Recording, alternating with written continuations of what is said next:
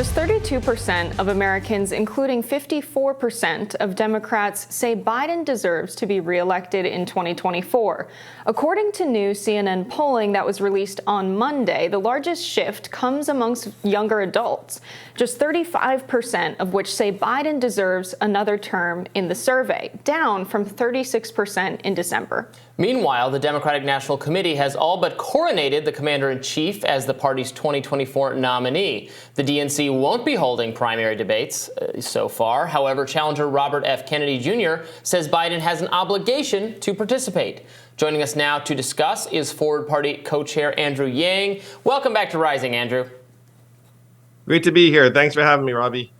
Thank you for joining us. So we've been talking a lot in the last few days and weeks about, Biden's slipping favorability numbers in terms of people actually wanting him to seek re-election. At the same time, you have, various people entering the Democratic primary race. Marianne Williamson, RFK Jr., polling it, not significant numbers, but not 1%. I think combined they were in the 20s range. That's not nothing. What does this say to you as someone of an independent mind, someone trying to chart a course for third parties about the mood of the country? The average American does not want to see a Biden versus Trump rematch, which it looks like we're heading towards. And I joke, but it's true, unfortunately. They'll be a combined 160 years old in 2024. And you have to ask yourself, how ridiculous is it in a country of 330 million people that these are going to be our two choices? You can see it clear as day. The DNC is definitely in the tank for Biden, Robbie. And you can also see that Trump has something of a chokehold on the Republican nomination. But these two parties do not represent the vast majority of Americans at this point. About half of Americans say they're independents. And that's why we're building an alternative with the Forward Party that can actually reconnect the will of the people to our leadership. That's what millions of Americans want to see. Now, you talk about a human-centered economy. That's been a part of what you're fighting for quite some time now. Can you speak a little bit to how the Forward Party might further that mission? I think a lot of people's qualms with the Democratic Party and the Republican Party and how they've operated is that, 64% of Americans reportedly living paycheck to paycheck. Things aren't going well materially. Can you say what would need to change? The feedback mechanism between what happens to us and our families and our communities and our representatives has been broken. That's the fundamental truth. And you only need to look at the fact that 22% of Americans are happy with Congress and 94% of members get reelected. And imagine a company. I've run businesses. Imagine a company where 4 out of 5 customers were unhappy, but nothing changed. That's the American political system in a nutshell, because the two parties have carved the country up like a turkey into blue zones and red zones. And if you're in a blue zone, I'm going to win. If you're in a red zone, they're going to win. And what happens to us doesn't matter. Like, our lives can just sink into the mud. Doesn't matter in this political system. And so you have this essentially faux democracy at this point. And that's what we have to shake up and change. The only way we're going to see a human-centered economy or any of our problems get solved is if we recreate a genuine democracy in this country.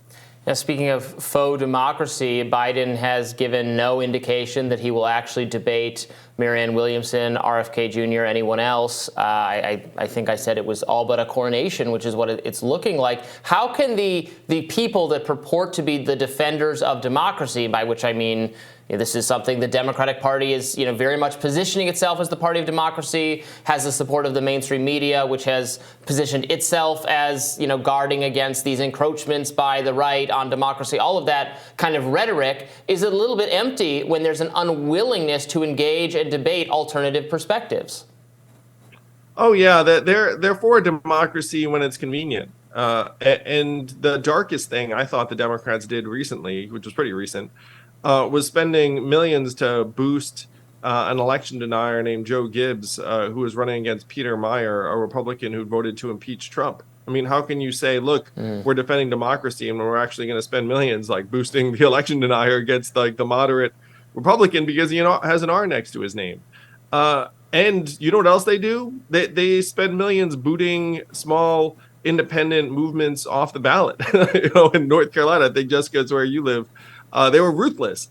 So that's the MO of both parties, really, and that's what we have to change through measures like ranked choice voting coupled with nonpartisan primaries that passed in Nevada against the protests of both parties this past November.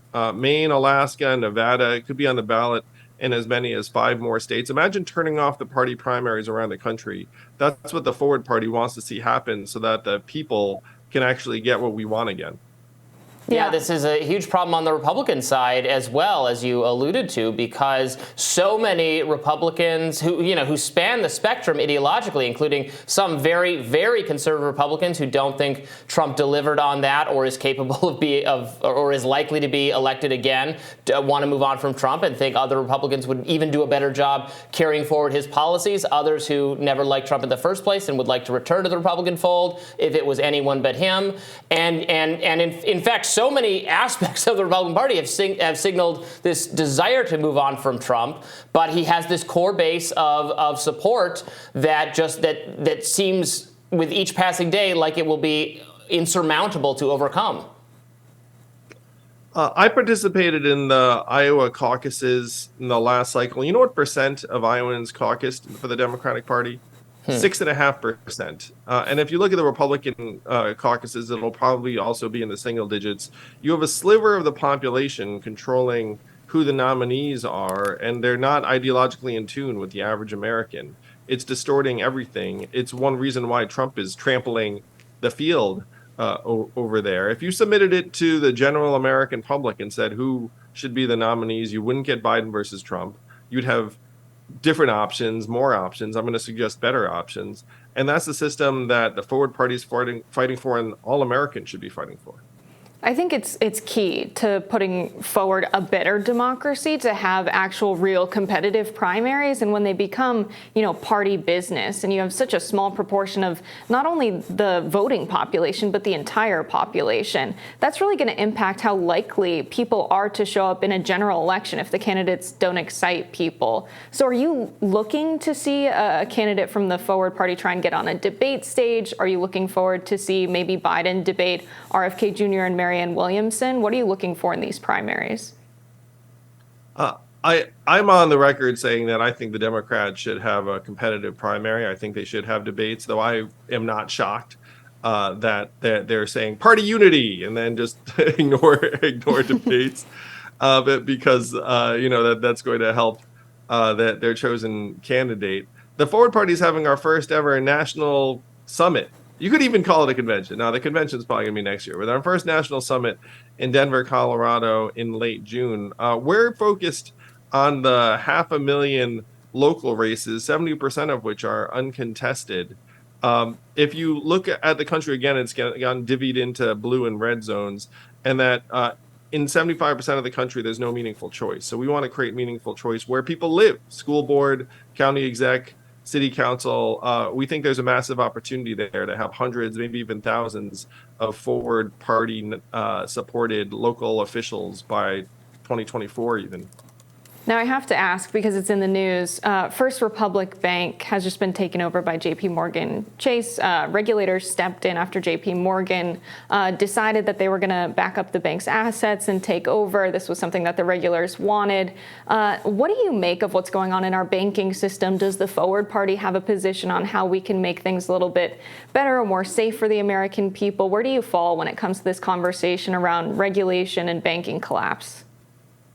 So some of the institutional mistrust that's been built up over the last number of years is because we have very, very corporate-friendly regs, essentially regardless of who's in power. And you're going to see more regional bank failures probably over the coming months because we've hiked up interest rates so dramatically.